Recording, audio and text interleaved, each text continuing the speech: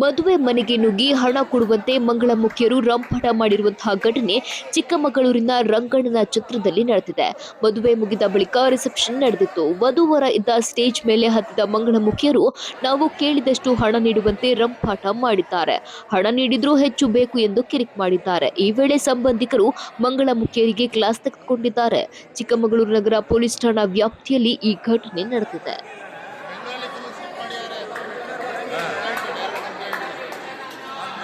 Complaint police ಕಳಿಸಿ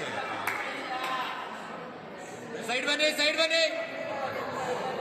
sir, ಎಲ್ಲ side ಬನ್ನಿ.